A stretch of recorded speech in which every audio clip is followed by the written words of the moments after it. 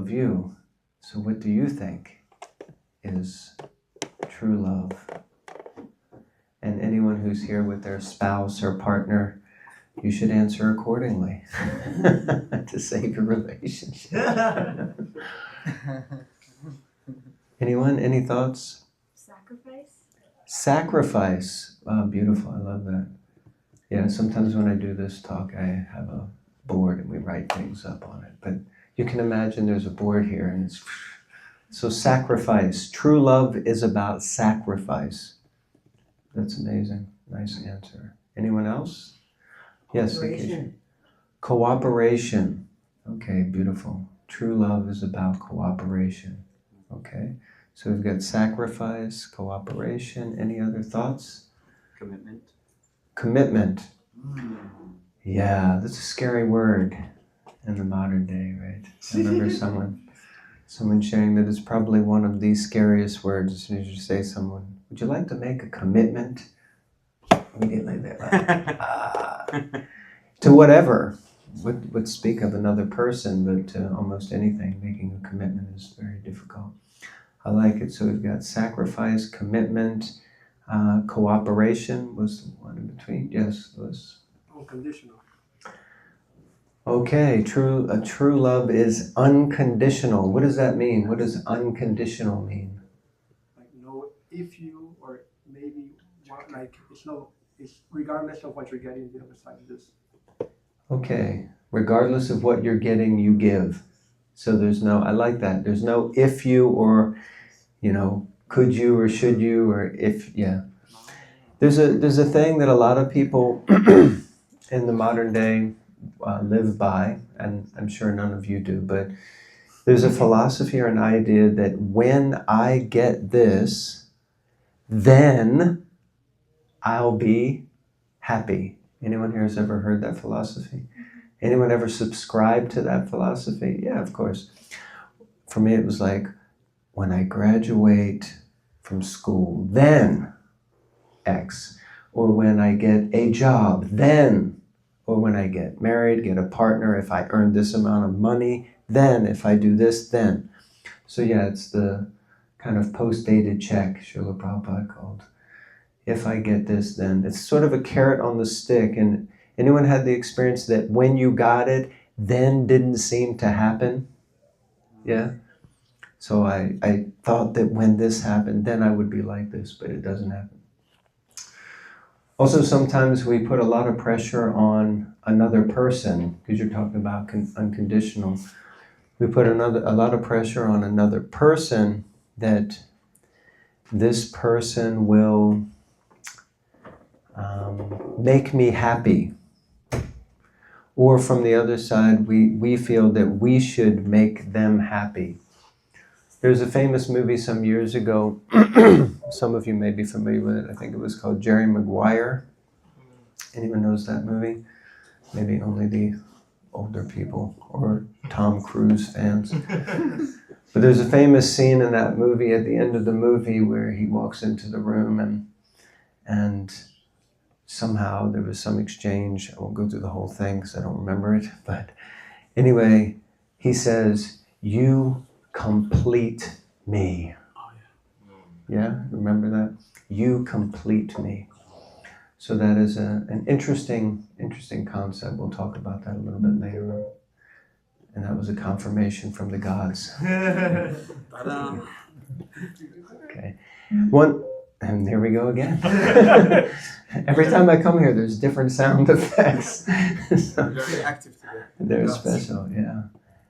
Anyone else? And one more thought? Yes. What is your name? Ray. Ray. You are Ray. Ray of sunshine. Yes, Ray. Compassion. Compassion. True love is compassion. And what does compassion mean to you? How do you understand compassion?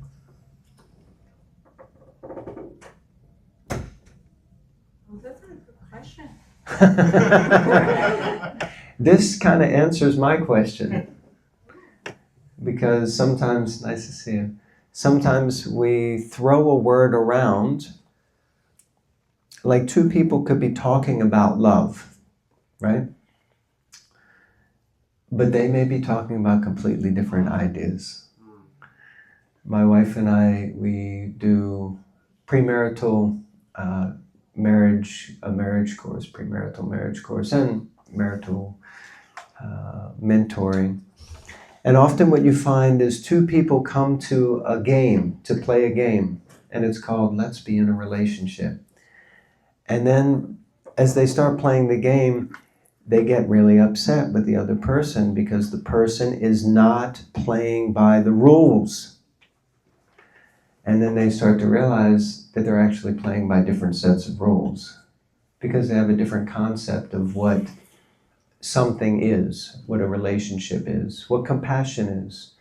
So understanding what compassion is.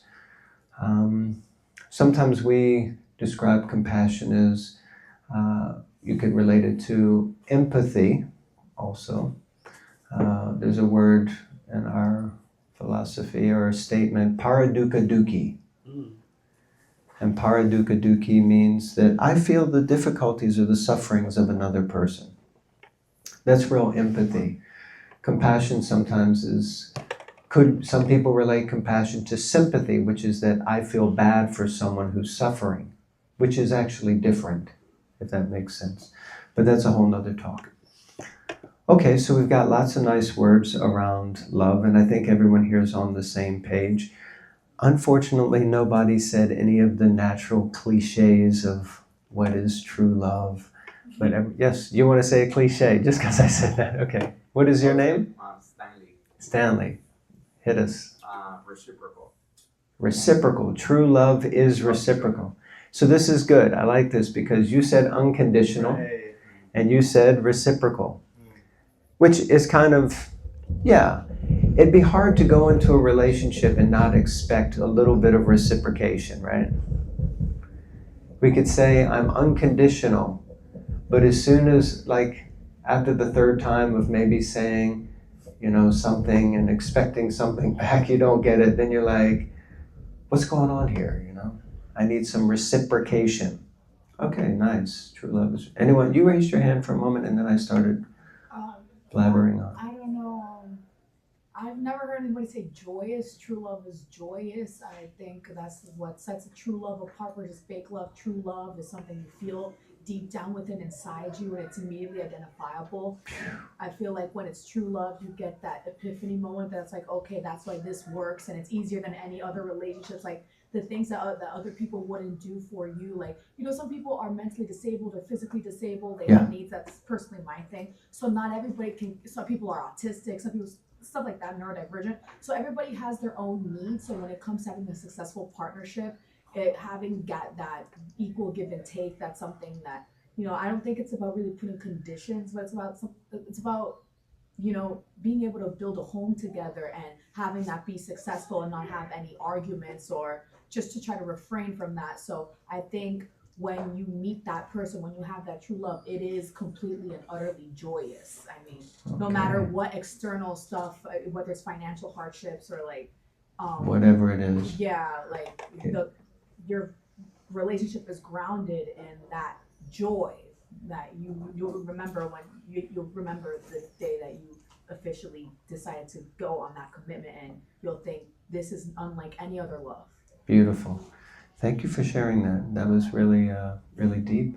So 1 second. So joyous, and that's also you did something there which maybe we all thought we were talking about, but you really nailed it down because you were kind of like, if you're in a specific relationship and you want to have a home and you want to live together, and so you kind of took it to that point. But of course we know love expands beyond just that relationship.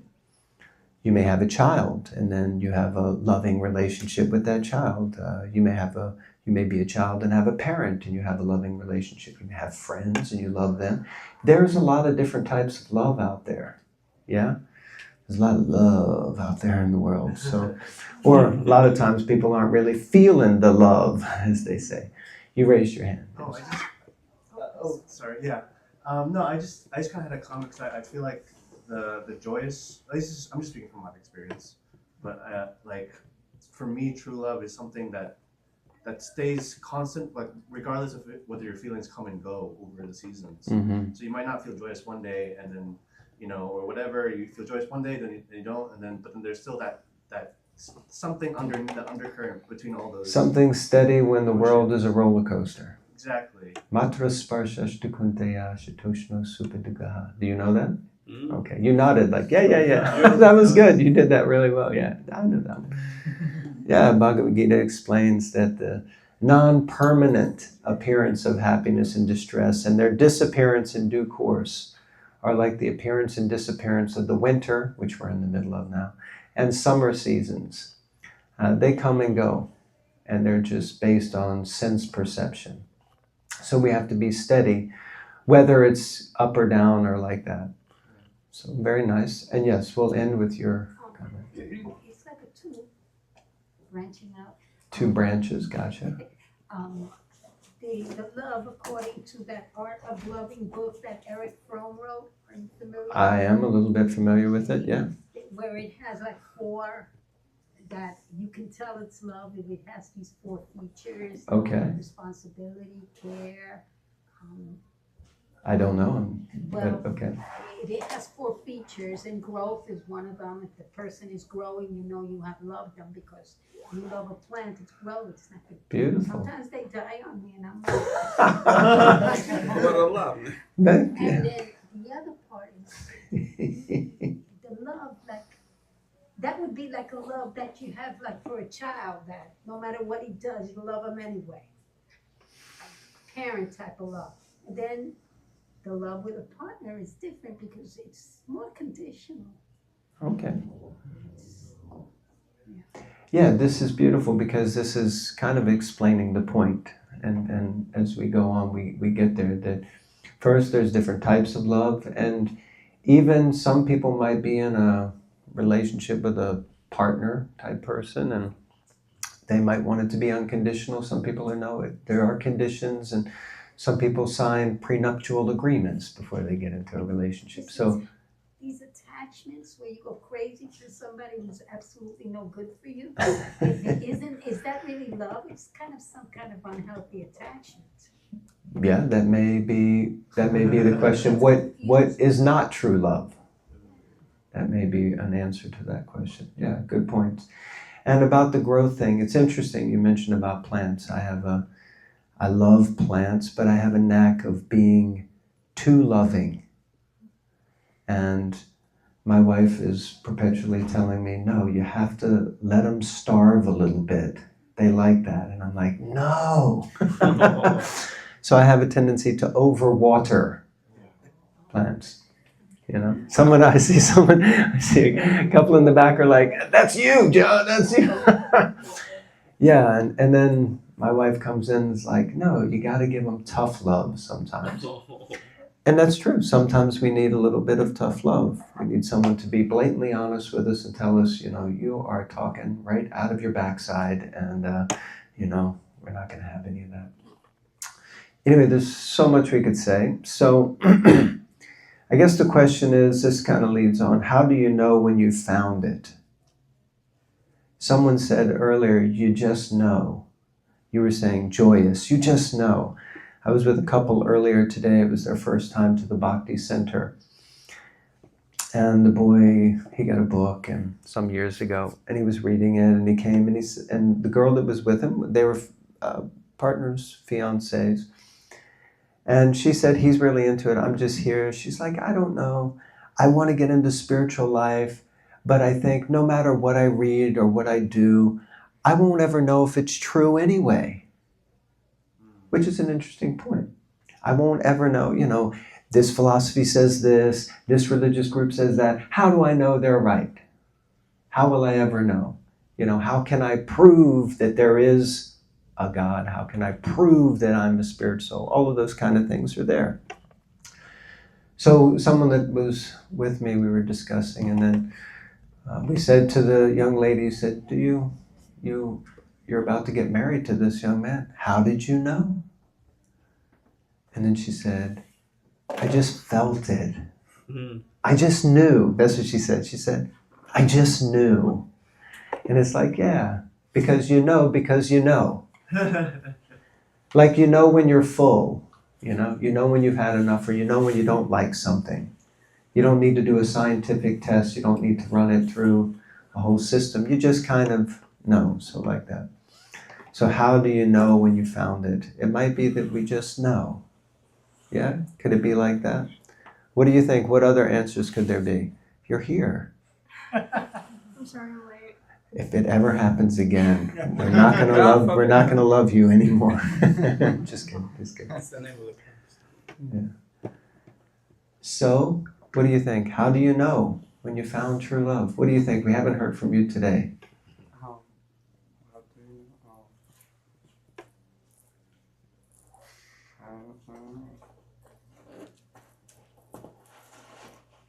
It's okay. If you don't know, you don't know, and that's all right. That kind of answers the question also. I don't know if I'll know. So the next question is, are you actually looking for it? Who here is looking for love? Who thinks they're looking for love? Yeah? Looking for love? Okay. You didn't raise your hand. I'm wondering why you didn't raise your hand. Don't want to put you on the spot. If that was too much, I'll move to the next one. Huh? Don't put you on the spot. Okay. Yeah. In the beginning of a book called the Krishna book, Sir George Harrison, anyone knows who Sir George Harrison is? Yeah. From the Beatles, yes. Oh my goodness, people still know who the Beatles are. It's a rarity these days. So, Sir George Harrison, he says, in essence, he says, everyone is looking for love. They just don't realize it. He, of course, uses a different term. He says everyone is looking for Krishna. They just don't know it. Walking down the street, I walked here from J Street Station, and I'm always amazed. Living in London for years, all the shops close. On a Sunday, they all close at 7. 7 o'clock, that's it. Most every shop is closed at 7. I forgot. In America, hey, we're open all night. Just shop till you drop. But there are lots of people looking in the windows, looking at this and that. And when people are looking, what are they looking for? What do you think they're looking for? Really, what are they looking for? Love. Well, I think they are. Now, you might think they're looking for a new pair of shoes or a new shirt or a new bag or a new haircut or something. But actually, in one sense, we're all just looking for love in different ways. Confirmed. They heard and they knew. Yeah, beyond sound effects. Yeah. I don't know where they come from. So the pop charts are filled with songs about love, yes? Who can name a song about love? Quick. Perfect, Ed Sheeran. Perfect what? Ed Sheeran. Perfect by Ed Sheeran. Okay. All right. I expected that love would be in the title, but it's a love song, yes? Love song. Beautiful. Love it. Somebody Find Me Somebody to Love by Queen, and also All You Need Is Love by the Beatles. Wow, you got them going on. I like this. Somebody else, nail me a song with love in the title. Yes. What is love?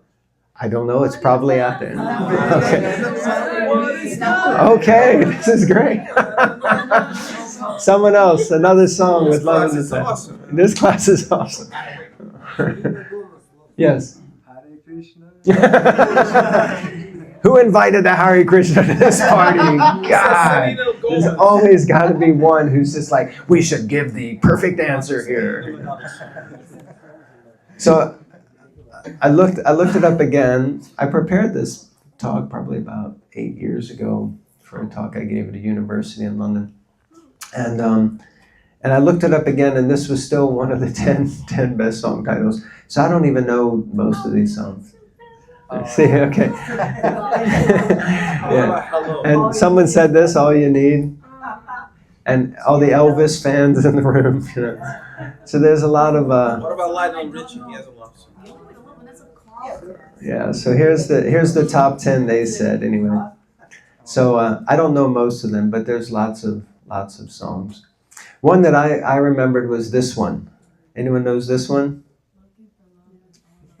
Oh yeah. Is that a country kind of country? No, it's like a soft rock. Soft rock. Who sang it? That was like in the 70s, 80s, right? Yeah. I was born in this century. We won't hold that against you, okay? God. Yeah. Anyway, these are the lyrics from the song. I was looking for love in all the wrong places. If you know how it goes, you can sing it. No? Okay. Let's sing Looking it, for guys. love in all the wrong places. Looking for love in too many faces. Searching their eyes. Looking for that's not how it goes. Sir, you got a record. I almost got. Thank you. That's what I was hoping for tonight. Yeah. So anyway, when I see people looking in the shops or looking at this or looking, I just think everyone's looking for love, but often they're looking in the wrong places. And someone mentioned earlier, someone was mentioning about being in relationships, and somehow people get into relationships where they think there's going to be love and there turns out to be something else. No, when they really go like I'm madly in love and the person is not good for them. That's what I just said, but in different words. And is it really an attachment? Yes.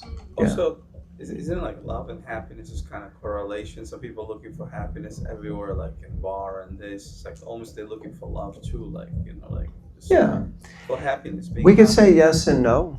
I mean, we can get into that also. Some people. Sometimes people who are in love, they argue. They may feel joyous deep down, but they still have arguments. Actually, my wife and I, we argue regularly. It's a very healthy thing to be able to healthily have an argument. Otherwise, there's a strong tendency to do something which is push things down. Right? I was with a person some years ago. She was quite senior in age and also senior in spiritual practice. And we were talking, and she was a little upset about someone. And then out of nowhere, she said, "I've been tolerating them for 15 years." And I was like, whoa. I am not sure that is what we define as tolerance. I would say that's probably closer to suppression. And it sounds like it's been bubbling deep inside of you for a very long time, and it's probably going to come out in a very unhealthy way, just like it did with me right then. And it's like a volcano that's just waiting to erupt. So it's not necessarily wrong. And someone may deem that as not being unhappy. Of course, there is unhealthy arguing or unhealthy fighting. But there is that idea that some people think that love is always happy. Yes, some people do. And some people may experience that. I can't say that there aren't people that do, but in general, there can be different things. But the thing about looking for love in all the wrong places relates really closely to this concept. Anyone here is familiar with the concept of the musk deer? Yeah. Who doesn't know the concept of the musk deer? Oh, really? Wow, okay. Well, everyone has heard of musk. Yes? Musketeer? No, not the Musketeer. You mean like a Three Musketeers bar? No. And not the Musketeers, but musk, the fragrance. Yes, of course. So the fragrance musk actually comes from a deer, the original fragrance. It's been copied again and again, of course, like many things. But that original fragrance really is quite expensive. There's a deer known as the musk deer that resides in the Himalayas. And there's an interesting thing that happens with this deer. So this deer, maybe once or twice a year, I don't know the exact seasons, but the deer has a season. As we know, animals sometimes have seasons. And in their season, the deer starts to smell this aroma. And it's the aroma of musk. And the deer becomes so infatuated with this aroma that it begins to look everywhere to try to find out, where is this aroma coming from? Where is it? I gotta have it. I need it. Infatuated. Running. Literally, the deer goes almost mad. Just hunting and looking everywhere around in the forest for where is that aroma coming from? Oh, completely driven. But the aroma is actually coming from the deer itself. And the musk is from a gland that is in the navel of the deer. So the deer is looking everywhere outside for this aroma. But actually, it is the source. The deer is itself the source of the aroma. Does that make a little bit of sense? So we may look outside for love. I look to you. You will make me happy. You will give me love. But the only place we're really going to get love is from within. From ourselves, ultimately, or as we'll discuss later, the higher self. So we may look very hard for something outside to make us happy. When I find that aroma, then I'll be happy. But actually that is emanating from us also. And if you can't find happiness within, then you're probably not going to find it without very easily. So, we often love things and use people. Well, actually, we should be loving people and using things. Yeah, anyone here has a tendency to love things? Especially men. Men love gadgets. Men love gadgets. Oh my God, where's my gadget? I just reached for, it's like the Wild West sometimes. You see people walk out of their front door and they're like, you think they're going to pull out a gun. Where is it? Where is it? They pat themselves down. This cable is... Yeah. So yeah, we often love things and use people while we actually... when I was a kid, I had a cup that I used to drink juice out of. And it had Garfield on it. Anyone knows who Garfield is? Yeah. They might not ever ask me to come back here because I haven't talked about Krishna yet at all. I'm just talking about every mundane topic. And I'm really happy doing it, so it's okay. So Garfield the cat, right? And Garfield had a friend named, it was a dog, Odie the dog. And on this cup I never realized it when I was a kid. It just kind of made sense. You know, when you're a kid, certain things just seem to make sense. They're funny and you're happy. But as you get older, I reflected on this mug that I had, and it was a picture of Garfield. Now, Garfield was very clever cat and a dopey dog kind of thing. So Garfield had Odie reined up, and he was sitting like in a sleigh, and he's like, whoosh, you know, and Odie's pulling Garfield around, and the sign above was, "That's what friends are for." Everyone's like, God, you really built that one up, giant. Because the tendency is sometimes we just, right? You ever get a phone call from someone and you're looking at your phone and you're like, they must want something. I haven't heard from them. And I hate it when I have to do that. And I've had to do that many times where I think I have to call someone. I'm like, I haven't spoken to them in so long, but right now I need them. I need something from them and I have to call them. And I know the first 10 minutes is going to be like, oh, so now what do you need? What do you want? Right? That's why it's good to just, sometimes in the modern day, we can just shoot off a quick message. Hey, was just thinking about you. How are you? And it makes a difference. So we can keep in touch.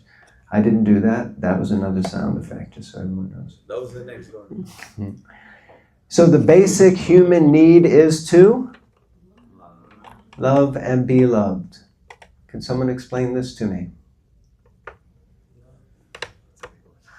No, I was just saying that's a big one.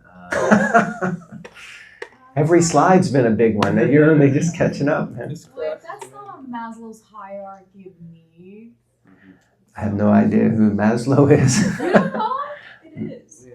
It is? Yeah. I was kidding. Someone help me out. Who's Maslow? It's like the psychologist. He's the one that Psychologist. did the dog one too. The dog test. He has actualization Saliva chart. test, the ring the bell. No, No, No, that's Pablo. Oh, that's a similar name. That's a similar name, slightly different. I guess. A hierarchy of needs. Yeah, like at the bottom is like Shelter. food. Yes. Yeah. Anandamaya. Self-realization. Self-realization. Yeah. Right. Yeah.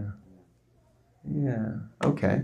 So someone said love wasn't on his list. But it is. It is? It is. You skipped the most important part. You went straight to self-realization. We're happy about that. So yeah, the basic human. Sorry, go ahead. What is your name? my name's Tom. Here it is. I found it. Bhagavata. That's right. Yes.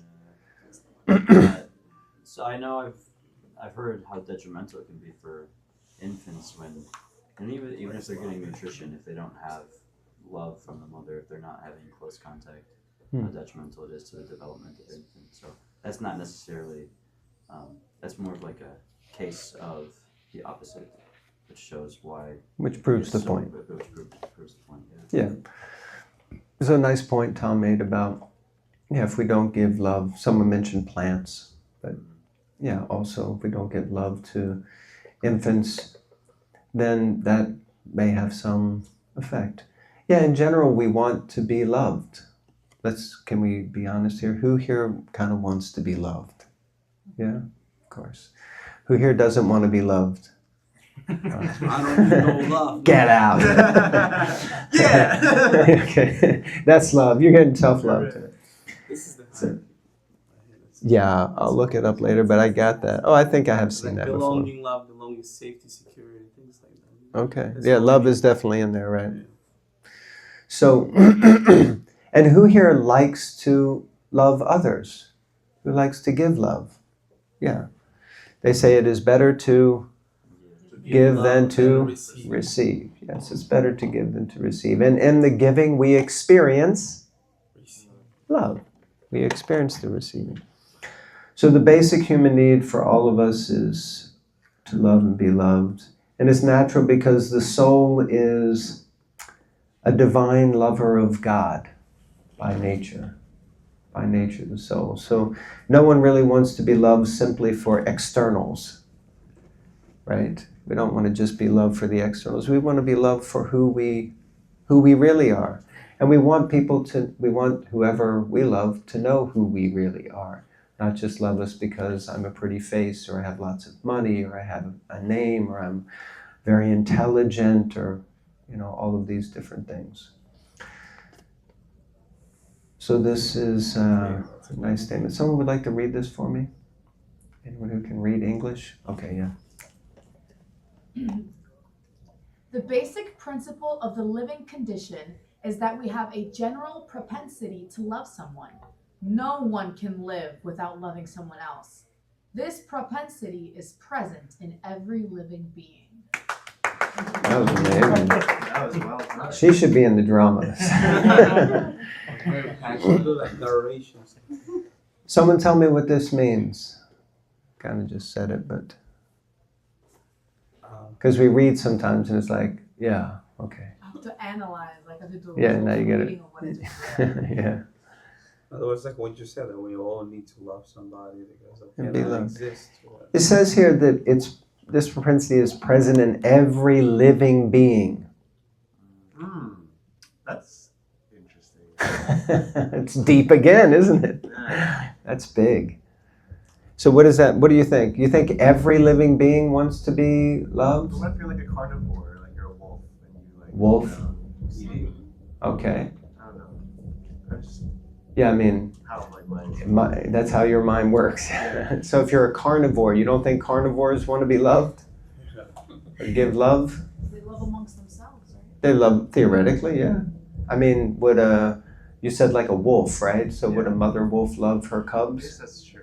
Wolves They travel they say Wolves travel in a pack, yeah. they say the wolves are like the only ones who are like loyal. They like there's a lot of things that they say about wolves that like great things. They're big lovers. Like They're big, wolves are great lovers. Here you have an expert on wolf love.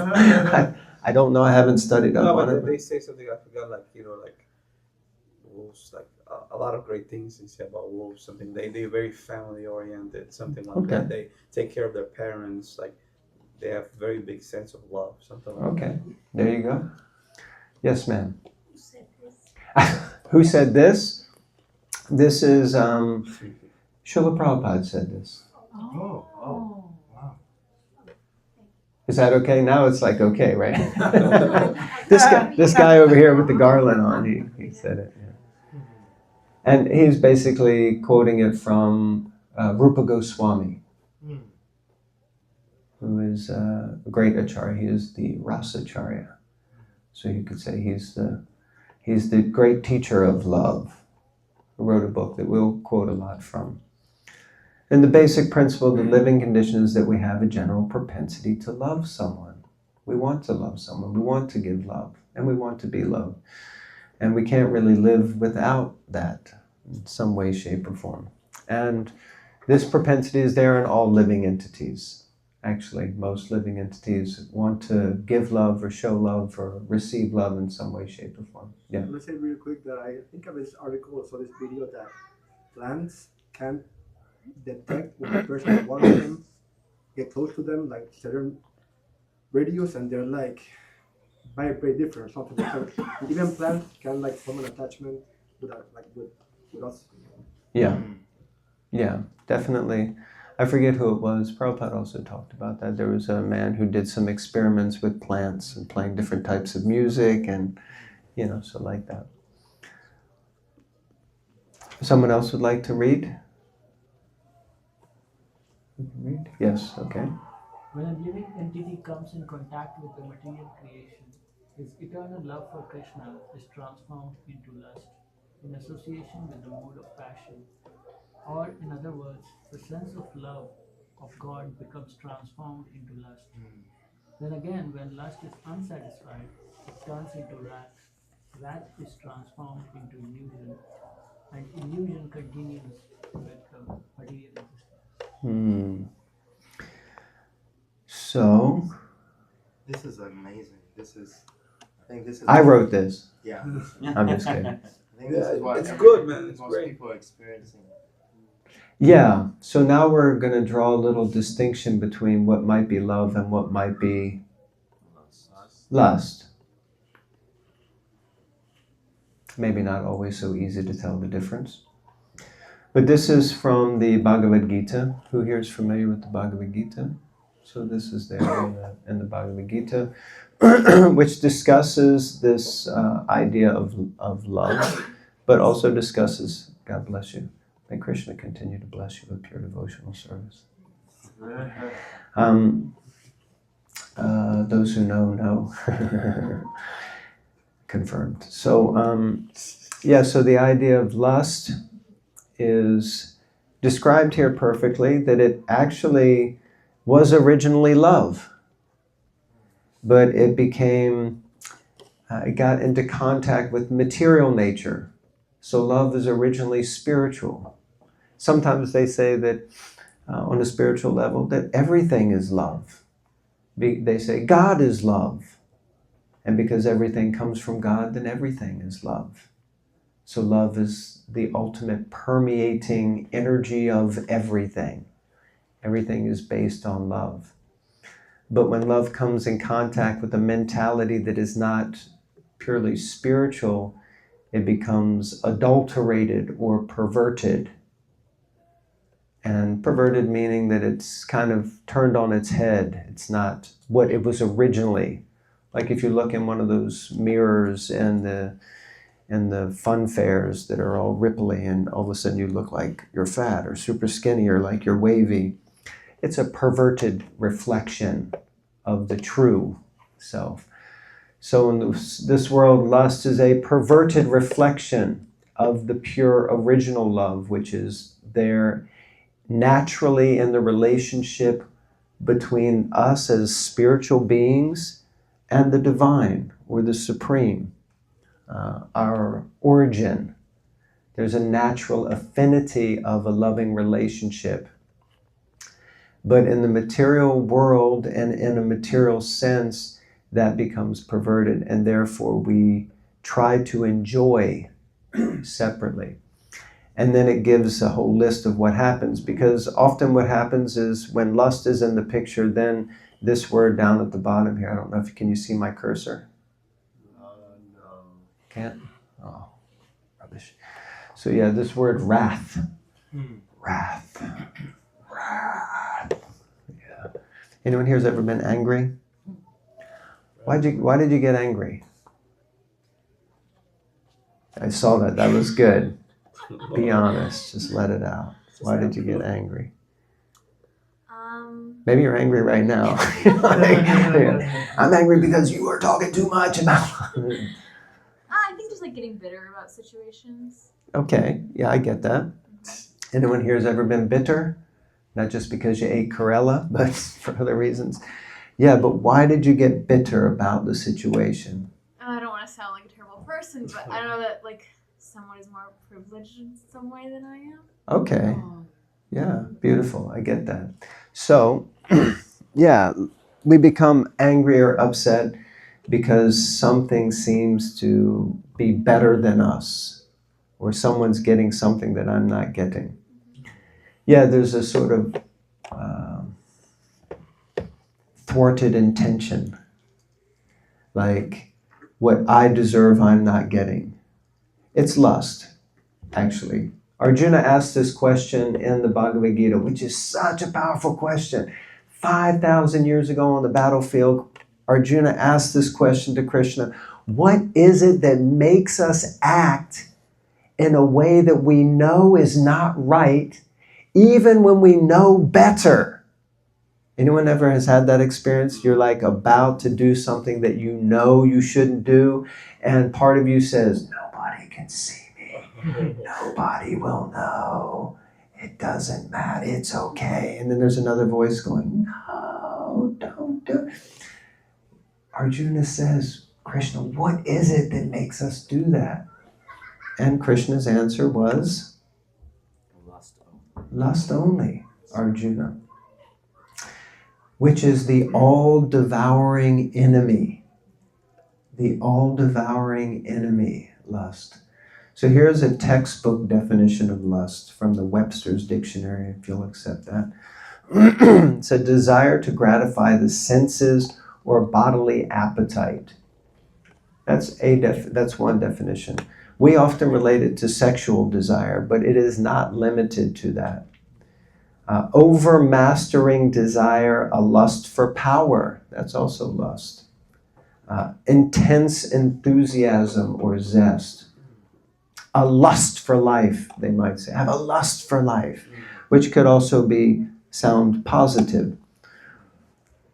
This is the definition that I often give, which is it's a strong desire to enjoy or exploit something or someone for my own personal pleasure. So it doesn't have to necessarily just relate. When we hear the word lust, we think, obviously, often we think we connect it with sexuality, but it doesn't have to be. It's just I may like to exploit any situation so that I get the best out of it.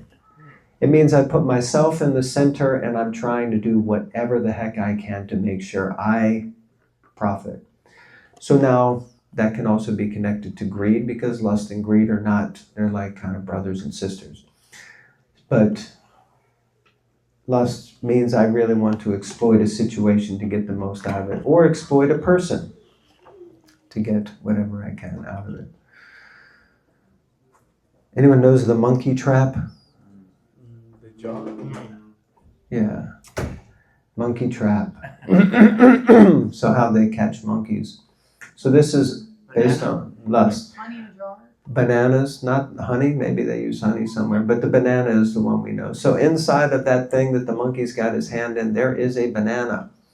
And the monkey puts his hand in this thing, a jar or a box or whatever it is, to grab the banana, but when he tries to pull it out, the hole is too big to get his hand out while still holding on to the banana.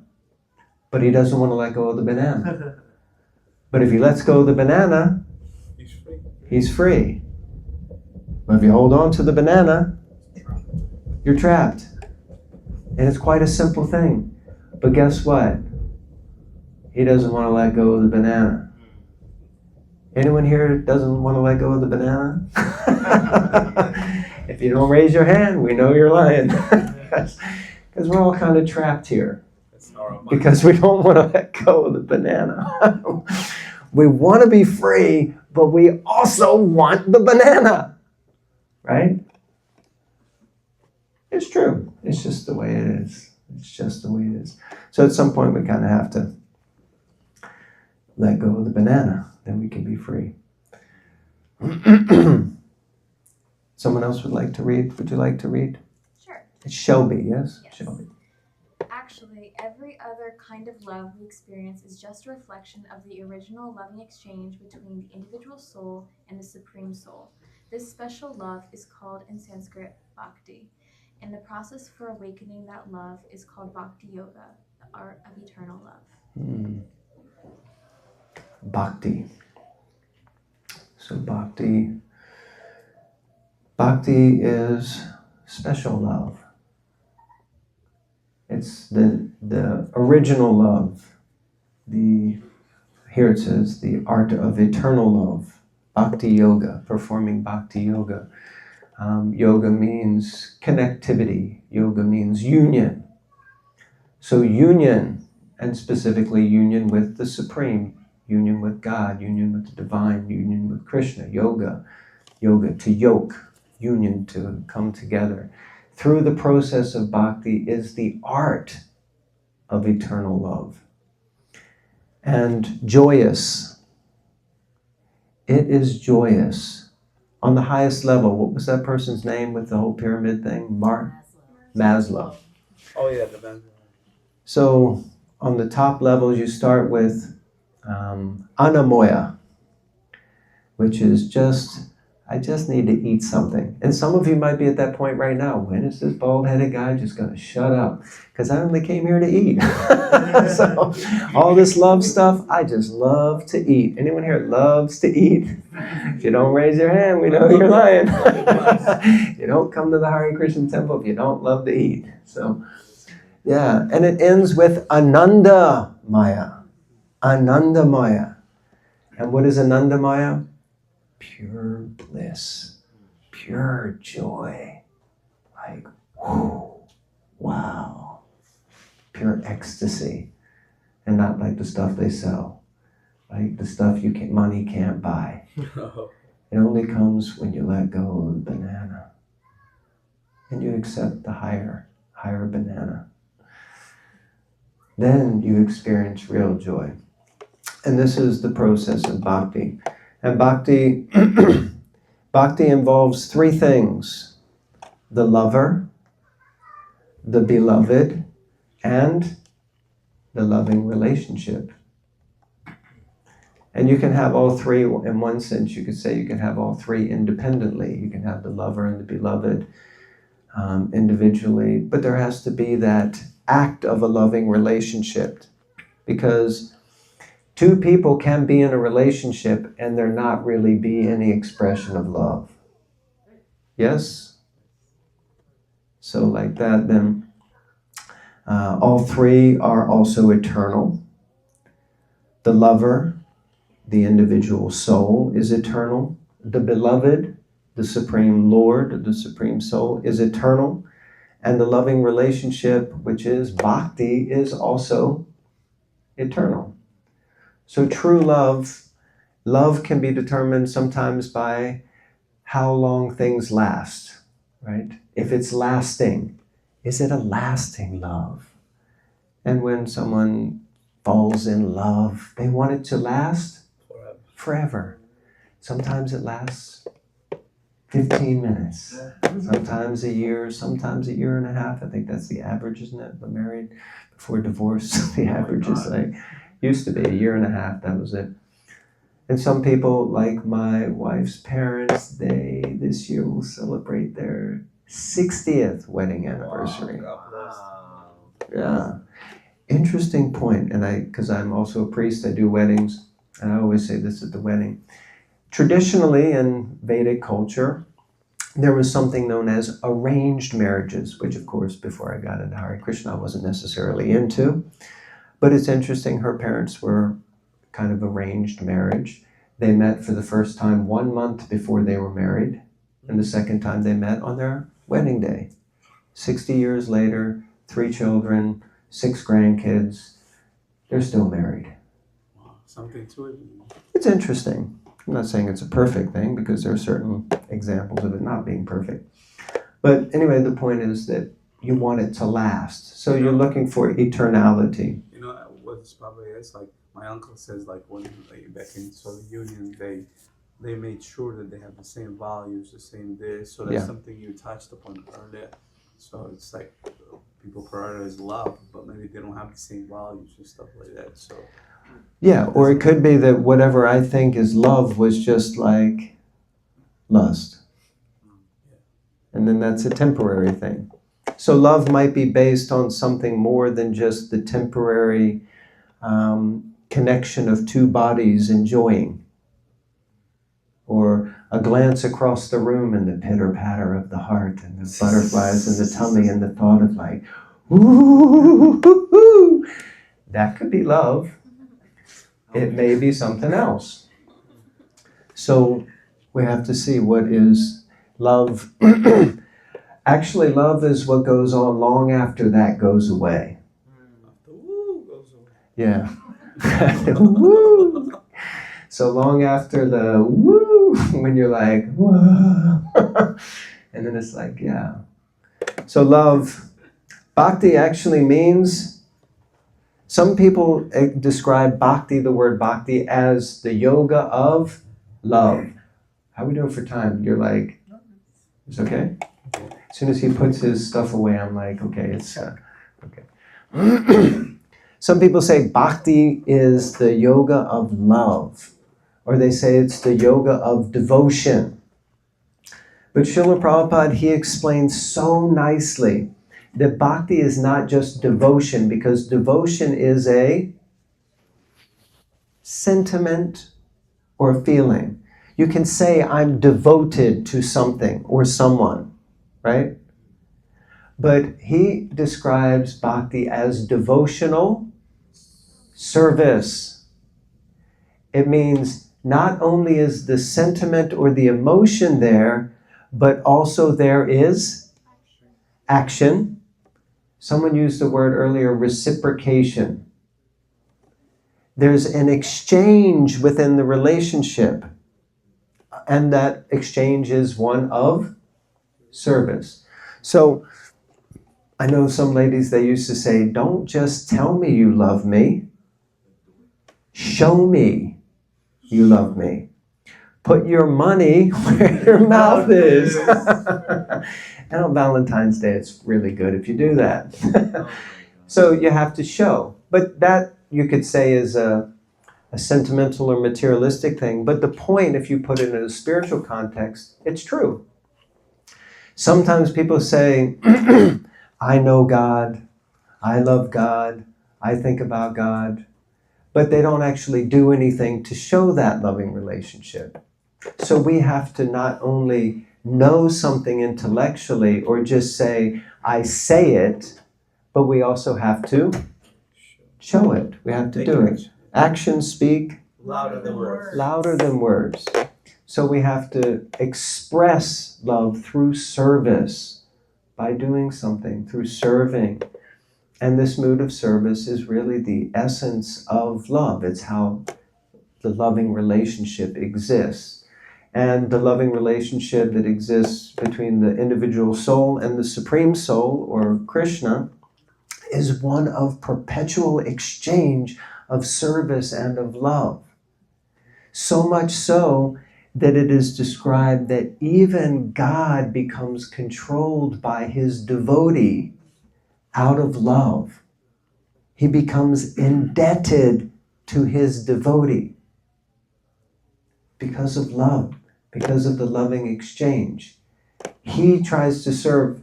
Is that they say if you take 1 step towards Krishna, he takes 10 steps towards you.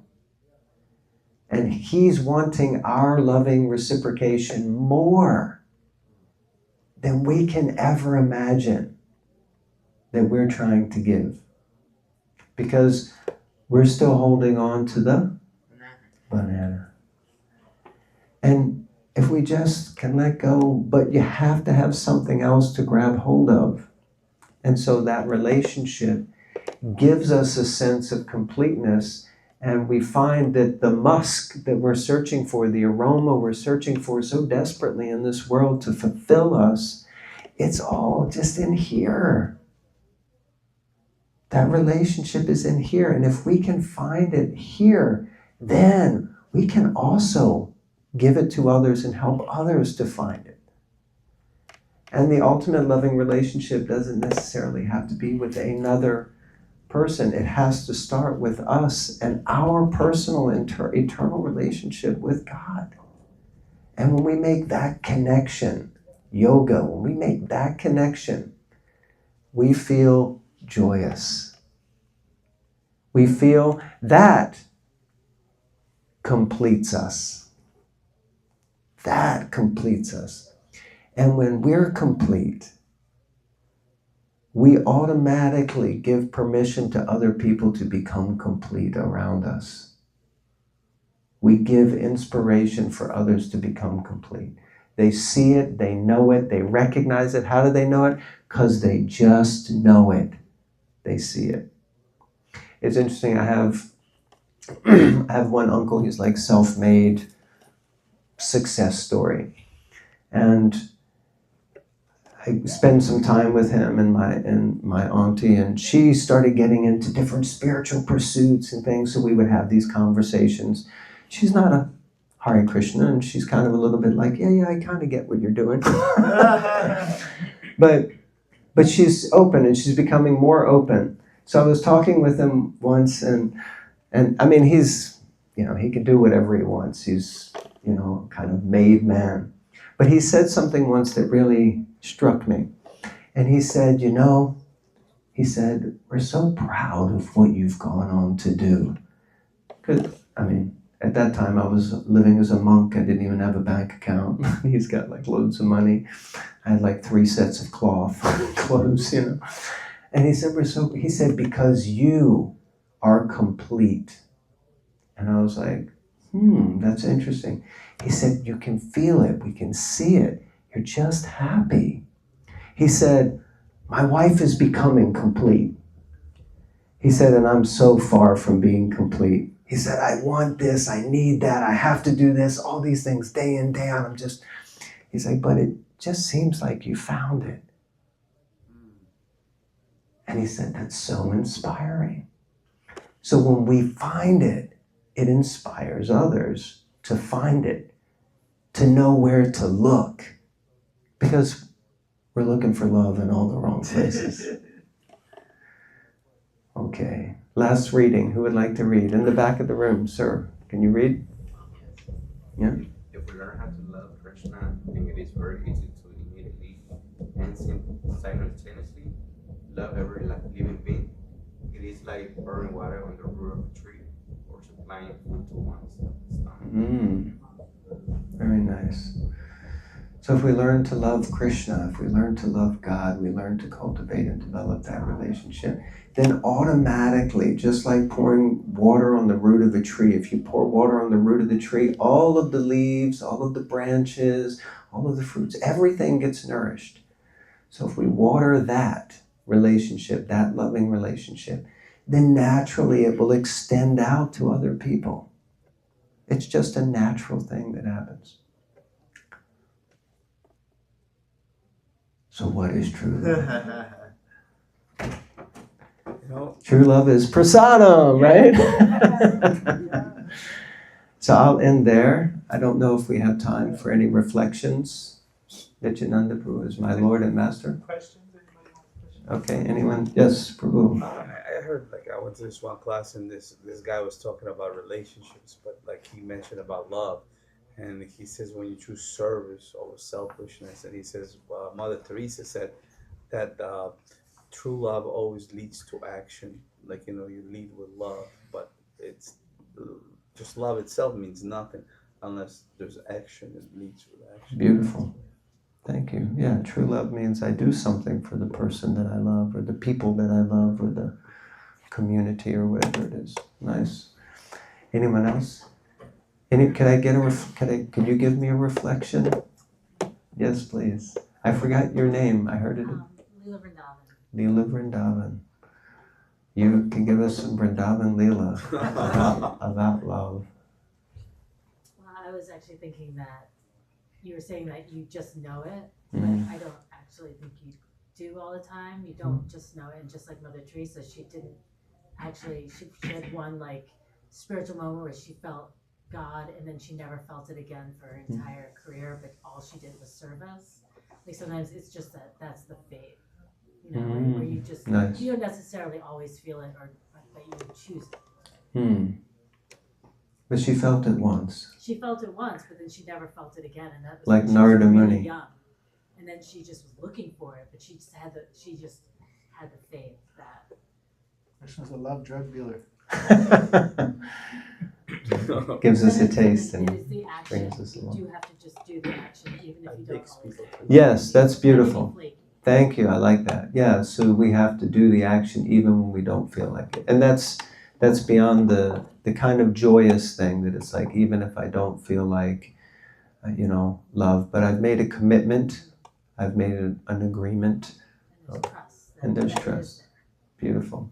Yes. Oh, yeah, I have a question. So one of the things that are probably the main thing, and maybe some people might relate in the room, is that brought me on the spiritual path and to look for God or Krishna, is a great amount of personal suffering, right? And there's a lot of suffering that like I want to understand and make something beautiful out of, and for me, that's looking for God. And I was wondering, like, does that taint my love for Krishna or my love for God to like be seeking Him and trying to love Him? But I know in the back of my heart of hearts, like that's because I'm hurting so much and I want you to take it away. Like, does that kind of make it less Real pure? or pure? Krishna explains there are 4 different types of people who approach him or come to him. You've heard this before. So those who are in want of wealth or some opulence, they want something from him. When I was serving in the temple in London, busiest time of year was the end of university time, and you would see especially young children from Indian background coming in, putting their dissertation papers on the altar. And I'd be like, first I didn't know what they were doing. I thought, wow, that's a big donation. But then I was asked, and they were like, no, I'm praying to God to please help me to get a good grade. So Krishna says, sarvakarma,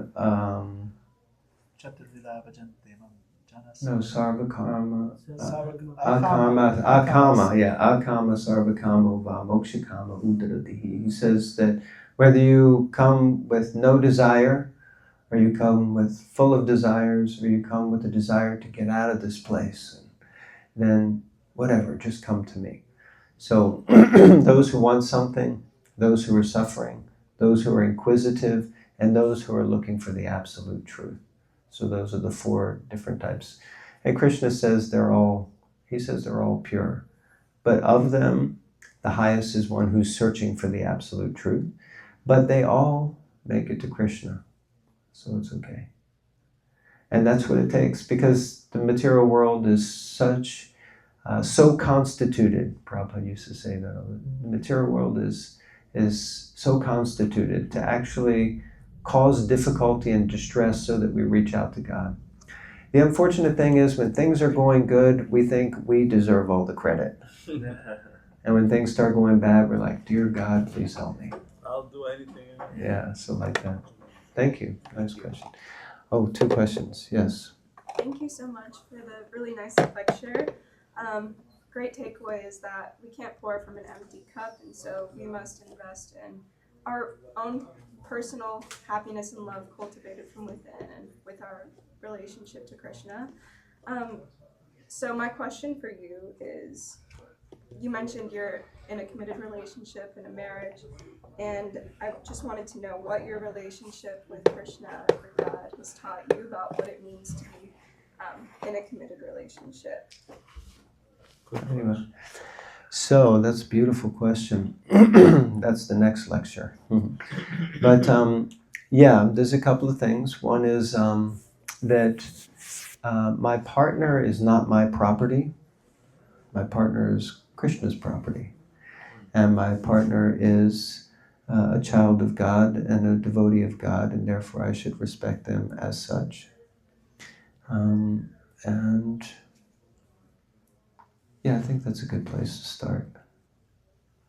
Because sometimes it can become like a property exchange rather than a loving exchange. Expectations like that. Is that okay? Thank you. Thank you for your question. And you had your hand raised? I just want to say, well, Brinda, Leela. I was sharing about Mother Teresa getting this feeling and then, never getting it. I was reading this book about also like the Vaishnava, like theology or philosophy of love, and it's like we're supposed to cultivate love in separation actually. So like love gets churned between like the banks of like separation and being together. So like sometimes we might feel like alone, but at the same time it's because God is kind of like drawing us closer. So it's also like an interesting way of seeing like separation and love. Yeah, beautiful. Thank you. Oh, we didn't have the kirtan because I talked too much? That's fine. You guys are itching for a little bit of kirtan? Yeah. Okay. 5 minutes. Thank you. Love and